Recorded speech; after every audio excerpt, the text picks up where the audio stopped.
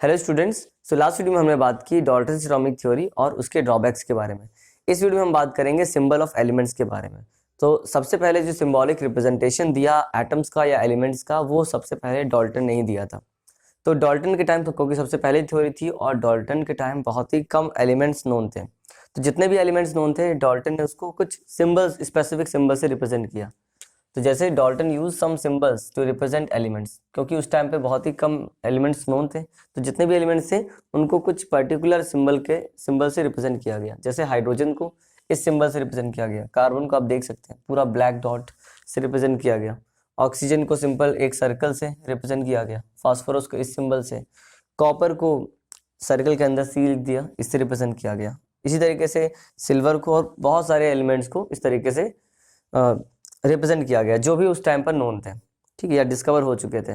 लेकिन जैसे जैसे टाइम आगे प्रोसीड हुआ और नए एलिमेंट्स डिस्कवर हुए, तो इस तरीके से सिंबॉलिक रिप्रेजेंटेशन आगे वर्क नहीं कर पाया।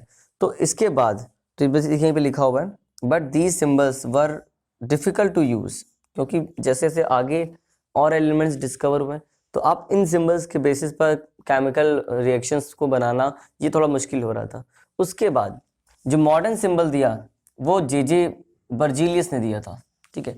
तो बर्जीलियस ने सजेस्ट किया कि जिस एलिमेंट को हम सिंबलाइज करना चाहते हैं उसको बहुत सिंपल तरीका है, आप उसका ही सिंबल, जो भी उसका स्पेलिंग होगा, उस स्पेलिंग का जो फर्स्ट लेटर होगा आप उसको ही यूज कर लीजिए, ठीक है।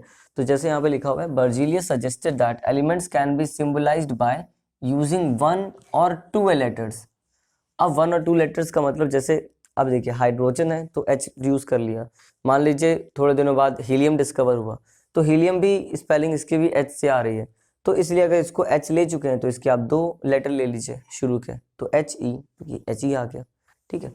तो ये बोला गया है, Berzelius suggested that elements can be symbolized by using 1 और 2 letters from the name of the elements, ठीक है। जैसे हाइड्रोजन को हम H से रिप्रेजेंट करते हैं, कार्बन को C से, हीलियम को HE से, ठीक है, रीजन आपको समझ में आ रहा होगा। और इसी तरीके से कोबाल्ट को, तो कार्बन अगर C से रिप्रेजेंट हो चुका है तो कोबाल्ट के लिए हमने C और साथ में O, लेकिन फर्स्ट लेटर जो होगा कैपिटल होगा। अगर इस तरीके से है तो सेकेंड लेटर कैसा होना चाहिए, स्मॉल होना चाहिए, ओके। इसके अलावा कुछ एलिमेंट्स ऐसे भी थे जिनको उनके लैटिन नेम से लिया गया, मतलब उनके फर्स्ट नेम को या सेकेंड लेटर को नहीं लिया गया, उनको उनका जो भी लैटिन नेम था वहीं से उनको डिराइव कर लिया गया। तो यहाँ पे लिखा हुआ है, some elements derive from their Latin name. जैसे सोडियम, अब देखिए सोडियम को तो हम SODIUM लिखते हैं, तो या तो इसका S होना चाहिए, SO होना चाहिए, बट इसका नेम क्या होता है, नाइट्रियम, सॉरी, इसका जो हम सिंबल लिखते हैं वो Na लिखते हैं। तो ये Na कहाँ से आता है, इसके लैटिन नेम से आता है, ठीक है। इसका लैटिन नेम क्या है, नाइट्रियम है। इसी तरीके से पोटेशियम को हम K से रिप्रेजेंट करते हैं, क्योंकि इसका जो लैटिन नेम है वो कैलियम है, तो इसके Na को लिया गया, इसके K को लिया गया, ठीक है। आयरन को देखिए Fe, देखिए फेरम, ठीक है। इस तरीके से कॉपर को क्यूप्रम और सिल्वर को अर्जेंटम, ठीक है। इस तरीके से गोल्ड को ऑरम और मरकरी को Hg, हाइड्रागैरम बोलते हैं इसे, लैटिन नेम इसका हाइड्रागैरम होता है।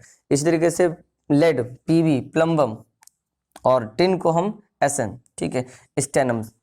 तो इन सिंबल्स को, इसके अलावा कुछ एलिमेंट्स ऐसे भी थे जिनको साइंटिस्ट के ऑनर में रखा गया। कुछ एलिमेंट्स ऐसे भी थे जिनको जहाँ से वो डिस्कवर हुए उस प्लेस के हिसाब से रख दिया गया, उस प्लेस के नाम के अकॉर्डिंग रख दिया गया, जैसे कैलिफोर्नियम। इसके अलावा जैसे रदरफोर्डियम रदरफोर्ड के साइंटिस्ट के ऑनर में रखा गया, आइंस्टीनियम, क्यूरियम। इस तरीके से एलिमेंट्स को, उनके सारी चीज़ों को किसी को साइंटिस्ट के नेम से डिराइव किया गया, किसी को लैटिन नेम से, और किसी को जैसे बर्जीलियस ने दिया कि उसके फर्स्ट सिंबल से या सेकंड सिंबल से रिप्रेजेंट किया गया। So this was all about the symbol of elements.